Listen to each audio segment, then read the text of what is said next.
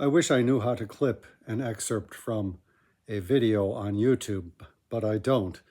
About a month ago, there was a Steve stream in which somebody commented, I don't know, it was on a bus or something, wearing a shirt that said Gulf of Mexico on it, and somebody accosted me.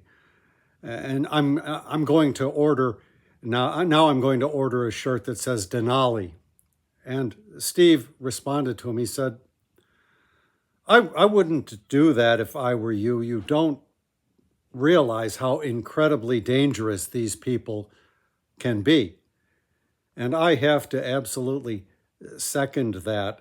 If anybody is thinking of stepping out and speaking their mind about these MAGA people, you should really be aware of what you might be getting into and how much you might potentially be setting up for sacrifice, which indeed might be everything.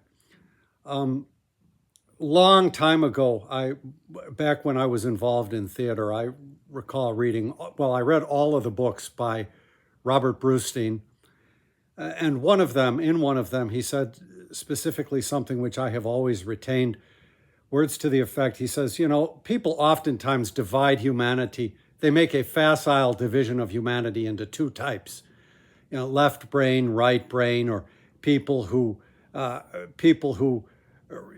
reason versus people who are emotional, that kind of thing, he said. But the only real distinction that I've found that I think holds value across the board is people who love the imagination and people who hate and fear it. I think that is true, and I think that is the sort of people that we are dealing with this whole MAGA movement, inspired by and spurred on by Donald Trump, which he is leading to ever greater levels of violence if he can.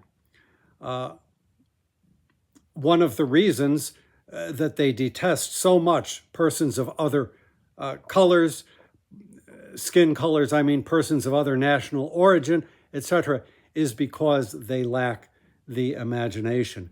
That's why in a recent video I said we should try to encourage them to utilize their imaginations. It's a terrible lack, and the lack of it, unfortunately, leaves them prone to urgings toward violence, committing acts of violence, which is a predominant theme of all of the invective spewed and spouted by their idol, Donald Trump.